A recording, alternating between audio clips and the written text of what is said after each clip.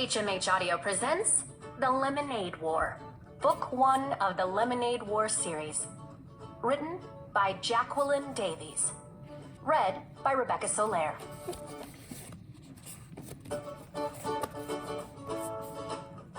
For Tom, Kim, and Leslie, all roads lead back.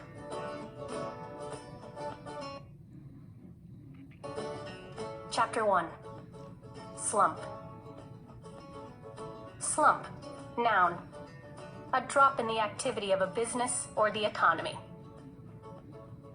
Evan lay on his back in the dark, throwing the baseball up in a straight line and catching it in his bare hands. Thwap. Thwap. The ball made a satisfying sound as it slapped his palm. His legs flopped in a V, his arms stretched up to the ceiling, and the thought that if he missed, he'd probably break his nose made the game just interesting enough to keep going. On the floor above, he heard footsteps, his mother's, and then a long, loud, scraping, groaning sound. He stopped throwing the ball to listen. His mother was dragging something heavy across the kitchen floor. Probably the broken air conditioner. A week ago, right at the beginning of the heat wave, the air conditioner in his mother's attic office had broken. The man from Sears had installed a brand new one, but left the old one sitting right in the middle of the kitchen floor. The Treskys had been walking around it all week. Scrape. Evan stood up. His mom was strong, but this was a two-person job. Hopefully she wouldn't ask him why he was hiding in the dark basement. And hopefully Jessie wouldn't be in the kitchen at all. He'd been avoiding her for 2 days now, and it was getting harder by the minute. The house just wasn't that big. Evan had his hand on the railing when the scraping noise stopped. He heard footsteps fading to silence. She'd given up. Probably the heat, he thought. It was that kind of weather. Giving up kind of weather. He went back to lying on the floor. Thwap. Thwap. Then he heard the basement door open. Shh. Evan caught the ball and froze. Evan? Jessie's voice sounded echoey in the darkness. Evan, you down there? Evan held his breath. He lay completely still. The only thing that moved was the pins and needles prickling in his fingers. He heard the door start to close. Long breath out. But then it stopped and opened again.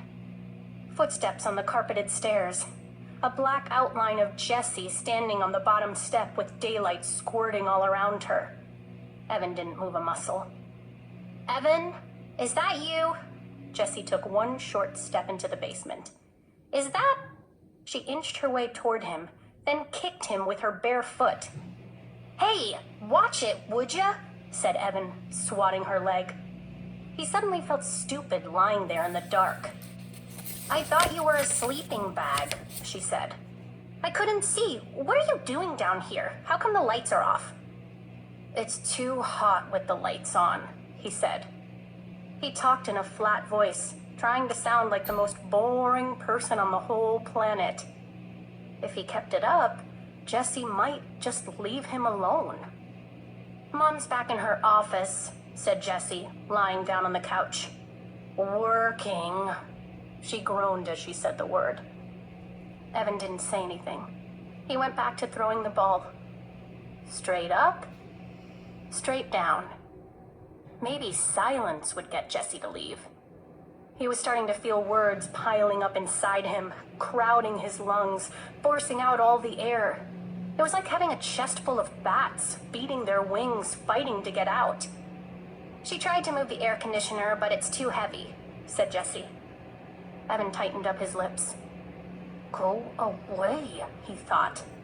Go away before I say something mean. It's gonna be hot all week, Jessie continued. In the 90s, all the way up till Labor Day. Thwap. Thwap. So what do you want to do? Jessie asked. Scream, thought Evan. Jessie never got it when you were giving her the big freeze. She just went right on acting as if everything were great. It made it really hard to tell her to bug off without telling her to bug off. Whenever Evan did that, he felt bad. "So what do you want to do?" Jessie asked again, nudging him with her foot. It was a direct question. Evan had to answer it or explain why he wouldn't. And he couldn't get into that. It was too complicated. Too hurtful. "Huh? So what do you want to do?" she asked for the third time. "Doing it," said Evan. "Nah, come on, for real." "For real," he said. "We could ride our bikes to the 7-Eleven, she said. "No money," he said. "You just got $10 from Grandma for your birthday." "Spent it," said Evan. "On what?" "Stuff," Evan said. "Well, I've got... well..." Jessie's voice dribbled down to nothing. Evan stopped throwing the ball and looked at her. "What?" Jessie pulled her legs tight to her chest. "Nothing," she said. "Right," said Evan. He knew that Jessie had money. Jessie always had money squirreled away in her lockbox. But that didn't mean she was going to share it. Evan went back to throwing the baseball. He felt a tiny flame of anger shoot up and lick his face. Thwap. Thwap. "We could build a fort in the woods," said Jessie. "Too hot." "We could play Stratego." "Too boring." "We could build a track and race marbles." "Too stupid." A thin spider web of sweat draped itself over his forehead, spreading into his hair. With every throw he told himself, it's not her fault. But he could feel his anger growing. He started popping his elbow to put a little more juice on the ball. It was flying a good 4 feet into the air every time. Straight up, straight down. Pop, thwap. Pop, thwap. The bats in his chest were going nuts. "What is the matter with you?" asked Jessie. "You've been so weird the last couple of days." "Oh man, here they come." "I just don't want to play a dumb game like Stratego," he said. "You like Stratego. I only picked that because it's your favorite game. I was being nice in case you hadn't noticed." "Look, there are only 6 days left of summer, and I'm not going to waste them playing a dumb game." Evan felt his heartbeat speed up. Part of him wanted to stuff a sock in his mouth, and part of him wanted to deck his sister. "It's a stupid game, and it's for babies, and I don't want to play a stupid baby game." Pop, thwap. Pop, thwap. "Why are you being so mean?" Evan knew he was being mean, and he hated being mean, especially to her. But he couldn't help it. He was so angry and so humiliated and so full of bats, there was nothing else he could be. Except alone. And she'd taken even that away from him. "You're the genius," he said. "You figure it out." Good. That would shut her up. For once. Evan watched the ball fly in the air. "Is this because of the letter?" Jessie asked. Crack. Evan had taken his eyes off the ball for 1 second, just for 1 second, and the ball came crashing down on his nose. Crud! Oh, crud! He curled over onto his side, grabbing his nose with both hands. There was a blinding, blooming pain right behind his eyes that was quickly spreading to the outer edges of his skull. "Do you want some ice?" he heard Jessie ask in a calm voice. "What do you think?" he shouted. "Yeah?" She stood up. "No, I don't want any stupid ice." The pain was starting to go away, like a humongous wave that crashes with a lot of noise and spray, but then slowly fizzles away into nothing. Evan rolled to a sitting position and took his hands away from his nose. With his thumb and index finger, he started to pinch the bridge. Was it still in a straight line? Jessie peered at his face in the dim light. "You're not bleeding," she said. "Yeah, well, it hurts," he said. "A lot." "It's not broken," she said. You don't know that, he said. You don't know everything you know. You think you do, but you don't. It's not even swollen. You're making a big deal out of nothing. Evan held his nose with one hand and hit his sister's knee with the other. Then he picked up the baseball and struggled to his feet. Leave me alone. I came down here to get away from you, and you just had to follow.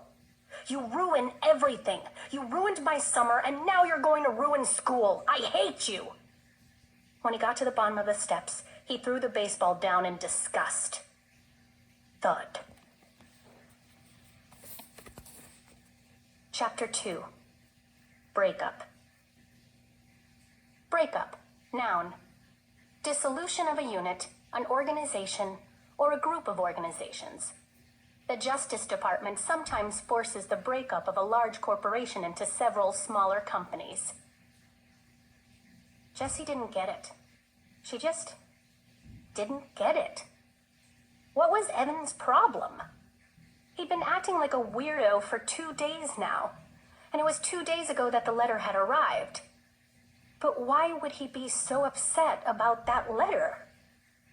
This is a puzzle, Jessie told herself, and I'm good at puzzles. But it was a puzzle about feelings, and Jessie knew that feelings were her weakest subject. Jessie sat in the cool darkness of the basement and thought back to Monday, the day the letter had come. Everything had been normal. She and Evan were putting together a lemonade stand in the driveway when the mailman walked up and handed Jessie a bundle of letters. Evan never bothered to look at the mail, but Jessie was always entering contests and expecting to win, so she flipped through the letters right away. Boring, boring, boring, said Jessie as each letter flashed by. Hey, something from school, addressed to Mom. She held up a plain white envelope. What do you think it is? Dunno, said Evan.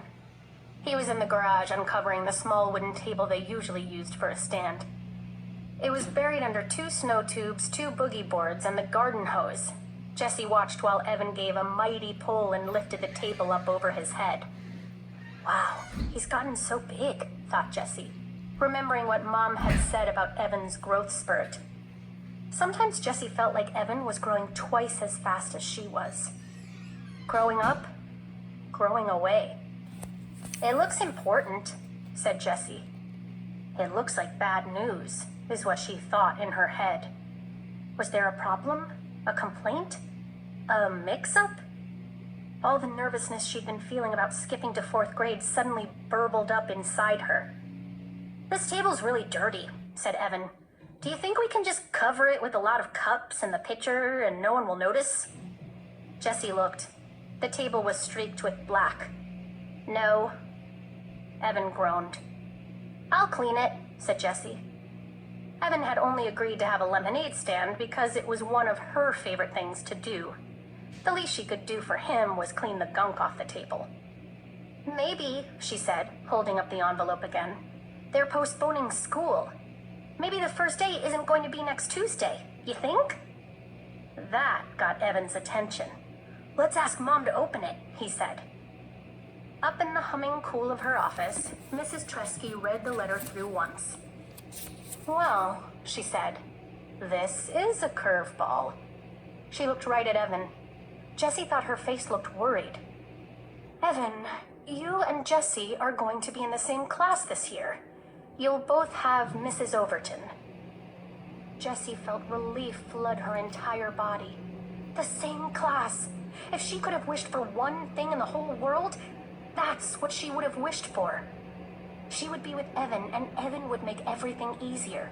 He would introduce her to all those 4th graders. He would show them all that she was okay, not some puny 2nd grader who didn't really belong. But Evan didn't look happy. He looked angry. Why? He asked in an almost shouting voice. Mrs. Tresky scanned the letter. Well, the classes were small to start with, and now some of the 4th graders they thought would be attending aren't because they're moving or switching to private schools. So they need to combine the 2 small classes into one bigger class. That is so unfair, said Evan. I wanted Mrs. Scobie, and I don't want... He looked at Jessie. That is so unfair. Jessie was surprised. This was great news. Why didn't Evan see that? They always had fun together at home. Now they could have fun in school too. It'll be fun, she said to Evan. It will not be fun, said Evan. School isn't fun. And then he stomped downstairs and locked himself in his room for the rest of the afternoon. They never finished the lemonade stand. And here it was, 2 days later, and Evan was still all locked up, even though he wasn't in his room. He wouldn't talk to her, and he wouldn't play with her. So Jessie went up to her room and did what she always did when she was upset or angry or sad or confused. She started reading Charlotte's Web. She had read the book about 100 times. She was at the good part, the happy part. Wilbur had just been named some pig, and he was getting all kinds of attention from the Zuckermans and the whole town. But Jessie couldn't settle into that happy feeling, the one that usually came when Charlotte said, I dare say my trick will work, and Wilbur's life can be saved. Instead, she kept noticing an unhappy feeling tap, tap, tapping on her shoulder. And it wasn't the unhappy feeling that came from knowing that Charlotte was going to die on page 171. It was Evan. She couldn't stop thinking about what he had said. Jessie could only remember one other time that Evan had said, I hate you, to her. Grandma had been over, and Evan needed help with his math homework. He had that frustrated, screwed-up mouth look that he sometimes got with math, or spelling, or writing reports. Mom called it his he's a-gonna blow look. But Grandma couldn't help him because it was all Greek to her. So Jessie had shown him how to do each problem. Well, she just sort of jumped in and done the problems for him. That was helping, wasn't it? Grandma had called her a girl genius, but Evan had ripped his paper in half and run upstairs shouting, I hate you, just before slamming his door. That was last year. Jessie rested the book on her stomach and stared at the ceiling. People were confusing.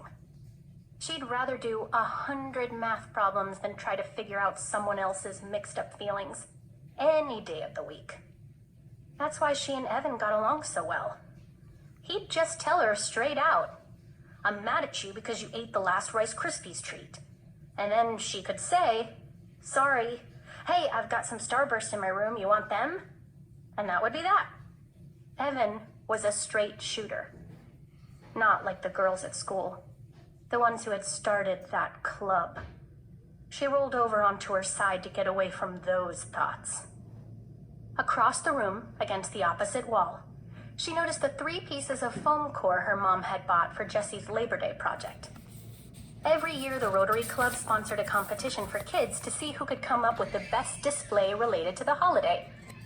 This was the first year Jessie was old enough to participate, and she had begged her mom to buy foam core and gel pens and fluorescent paper and special stickers for her display. She was determined to win the prize money. $100. But she hadn't been able to come up with a single idea that seemed good enough. So here it was, just 5 days before the competition, and the foam core was still completely blank. Jessie reached for her book.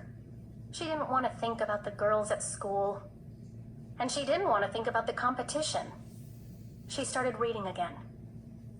Wilbur and Charlotte were at the fair, and Charlotte was beginning to show her age. Jessie read the words that Wilbur said to his best friend. I'm awfully sorry to hear that you're feeling poorly, Charlotte. Perhaps if you spin a web and catch a couple of flies, you'll feel better. Well, the second part didn't apply at all. But Jessie imagined herself saying the first line. I'm awfully sorry to hear that you're feeling poorly, Evan. It sounded about right. At least it would show him that she cared, and Jessie knew that this was important when someone was feeling upset. She decided to go downstairs and give it a try. She would do just about anything to get Evan back to the way he was before the letter. Jessie looked in the kitchen and the backyard. No Evan. She was halfway down the steps to the basement when she heard a noise coming from the garage. She opened the door and felt the full heat of the day on her skin. It was like some giant had blown his hot, stinky breath on her. In the garage, she found Evan and Scott Spencer. Weird, she thought. Evan doesn't even like Scott Spencer. They'd been on-again, off-again friends from kindergarten. But ever since Scott had purposely put Evan's bike helmet under the wheel of the Tresky's minivan so that Mrs. Tresky ran over it when she backed out, the friendship had definitely been off. Jessie looked from Evan to Scott and back again. Now she had no idea what to say. "I'm awfully sorry to hear that you're feeling poorly, Evan," didn't seem to make much sense when Evan was obviously having fun with his friend. She tried to think of something else to say. All she could come up with was, "What are you doing?" The boys were bent over a piece of cardboard. Evan was writing letters with a skinny red felt-tipped pen. The purple cooler was in the middle of the garage and 2 plastic chairs were stacked on top of it. On the top chair was a brown paper bag. "Nothing," said Evan, not looking up. Jessie walked over to the boys and peered over Evan's shoulder. "Lemonade, 50 cents. She said, "You spelled lemonade wrong. It's an O, not an I." But she thought, "Oh good, a lemonade stand, my favorite thing to do." The boys didn't say anything. Jessie saw Evan's mouth tighten up. "You want me to make the lemonade?" she asked.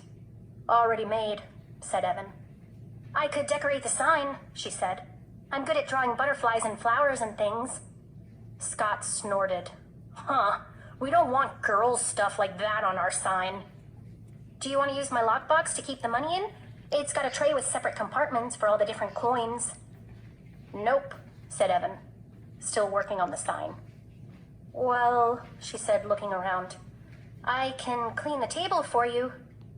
The small wooden table, still covered in black streaks, was pushed up against the bikes. "We're not using it," said Evan. "But we always use the table for a stand," said Jessie. Evan pushed his face in her direction. "We don't want it." Jessie took a couple of steps back. Her insides felt runny, like a fried egg that hasn't cooked enough. She knew she should just go back into the house, but for some reason her legs wouldn't move. She stood still, her bare feet rooted to the cool cement. Scott whispered something to Evan and the 2 boys laughed, low and mean. Jessie swayed toward the door, but her feet stayed planted. She couldn't stand it that Evan wanted to be with Scott, who was a real jerk, more than her. "Hey," she said, "I bet you need change. I've got a ton. You can have all my change. You know, as long as you pay it back at the end of the day." "Don't need it," said Evan. "Yeah, you do," insisted Jessie. "You always need change, especially in the beginning. You'll lose sales if you can't make change." Evan capped the pen with a loud snap and stuck it in his pocket. "Scott's bankrolling us. His mom keeps a change jar, so we've got plenty." The boys stood up. Evan held the sign for Scott to read, turning his back on Jessie. "Awesome," said Scott. Jessie knew that the sign was not awesome. The letters were too small and thin to read from a distance. Evan should have used a fat marker instead of a skinny felt-tipped pen. Everybody knew that.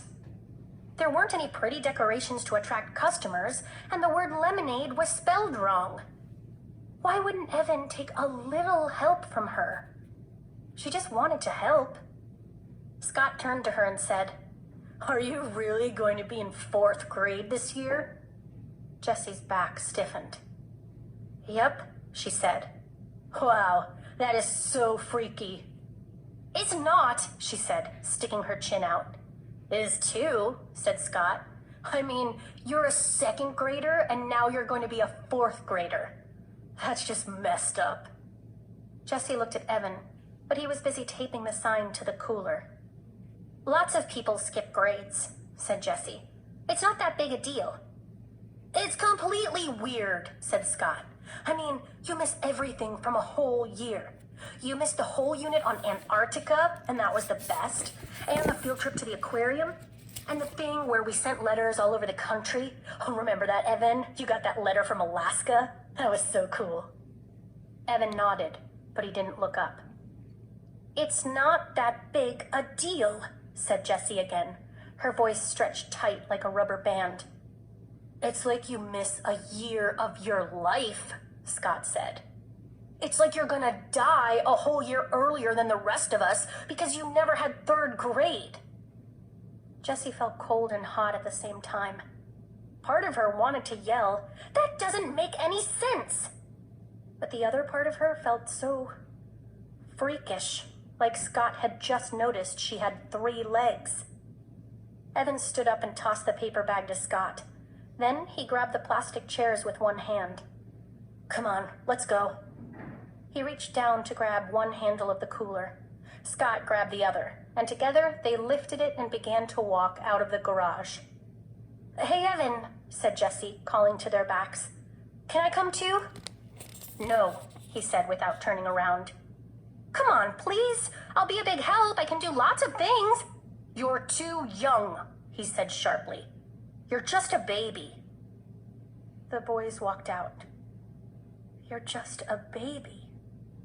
Jessie couldn't believe Evan had said that. After all the stuff they'd done together. And he was only 14 months older than she was, hardly even a full year. She was about to yell back something really harsh, something stinging and full of bite like, "Oh, yeah?" when she heard Scott say to Evan, "Man, I can't believe you have to be in the same class as your little sister. If that happened to me, I'd move to South America." "Yeah, tell me about it," replied Evan, crossing the street. The words died on Jessie's lips. She watched Evan walking away, getting smaller and smaller. He was deserting her. He wasn't going to stand by her at school. He wasn't going to smooth the way for her. He was going to be on the other side, with all of them, looking down on her, telling everyone that she was too young to be part of the crowd, telling everyone that she didn't belong. "Fine for you, Evan Tresky," she said as she marched into the house, her fists balled up at her sides. "I don't need you. I don't need you to have fun. I don't need you to run a lemonade stand. And I don't need you to make friends in the 4th grade. Halfway up the stairs, she stopped and shouted, "And I am not a baby!"